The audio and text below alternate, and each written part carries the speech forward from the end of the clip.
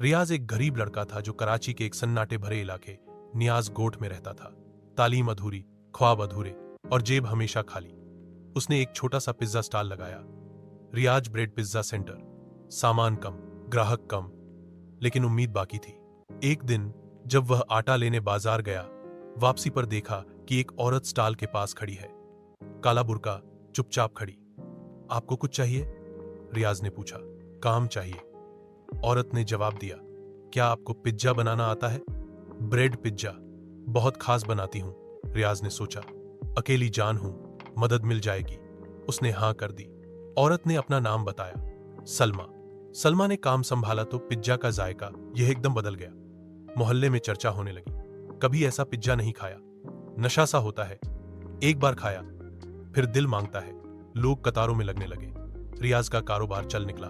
वह सुलमा को नजर भर के देख वह चुप और खोई हुई रहती थी। एक दिन एक बूढ़ा आदमी पिज्जा खाकर बेहोश हो गया।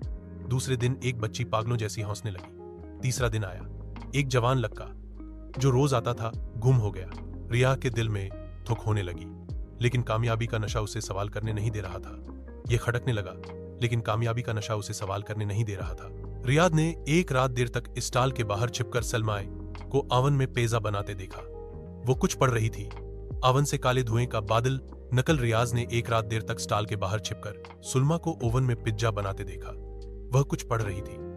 ओवन से काले धुएं का बादल निकल रहा था। फिर अंदर से इंसानी चीख जैसी आवाज आई। रिया के होश उड़ गए। उसने फैसला किया कि वह सुलमा के बारे में जानकारी निकालेगा। एक पुराने कबाइये ने बताया, सुलमा वह तो मर चुकी है। 30 साल पहले बच्चों को वह बहला फुसलाकर उनका मांस ब्रेड पर रखती थी। लोग कहते हैं कि वह बच्चों की आत्माओं को ओवन में कैद करती थी। एक दिन लोग आग बबूला हो गए, घर को जला दिया, लेकिन उसकी लाश नहीं मिली। रियाज के हाथ से चाय का कप छूट गया। अगली रात रियाज ने सुलमा से पूछा, तुम कौन हो?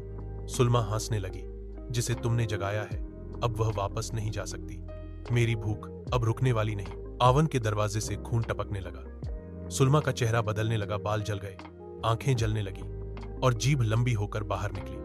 रियाज पीछे हटा। उसने पेट्रोल की बोतल उठाई, ओवन पर फेंकी और माचिस जलाई। अब खत्म, वह चिल्लाया और आग लगा दी। जलते हुए ओवन से सलमा की चीख निकली और उसके साथ बच्चों की कई आवाजें। मुझे वही ब्रेड पिज्जा चाहिए, सलमा वाला। रियाज का स्टॉल खाकस्टर हो गया। वह सब छोड़कर कहीं दूर चला गया। मगर आज भी अगर नियाज गोट की इस गली से गुजरे तो कभी कभी जलने की बू आती है और किसी भूखी आवा में सरगोशी सुनाई देती है। एक बार फिर वही ब्रेड पिज्जा चाहिए।